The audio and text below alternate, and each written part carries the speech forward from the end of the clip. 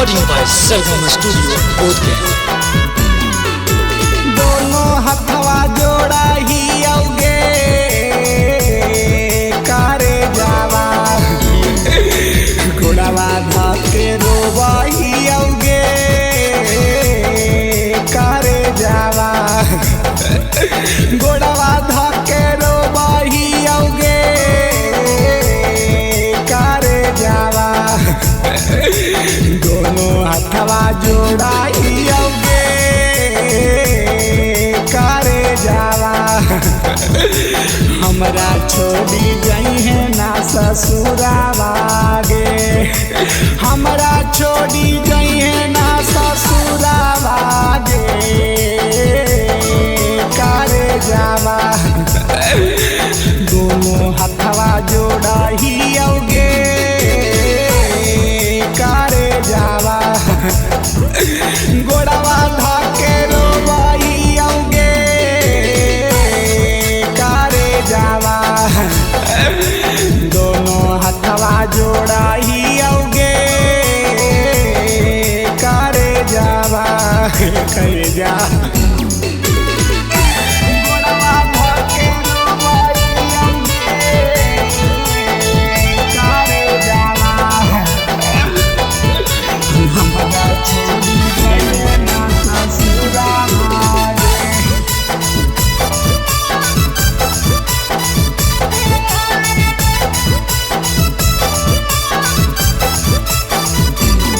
अखिया के सोझा रहनी है सब दिन कैसे के बिसराई बाऊगे करेगा तोरा बिना एक पल सुन करे जावा कैसे जी हम पाई बाऊगे तोरा के रोवाही औगे करे जावा दोनों हथवा जोड़ा ही औगे करे जावा हमरा छोड़ी जाइए ना ससुरावा गे हमरा छोड़ी जाइए ना ससुरावा गे करे जावा दोनों हथवा जोड़ा ही औगे करे जावा हमरा छोड़ी जाइए ना ससुरावा गे करे जावा दोनों हथवा जोड़ा ही औगे करे जावा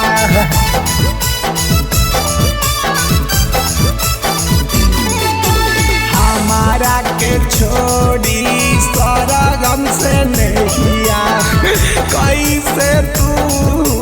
जोड़ा नीगे करे जा लसन गोवारा से सुना करे जावा मुहावा काहे मोड़ा नीगे दोनों हथवा जोड़ा ही औगे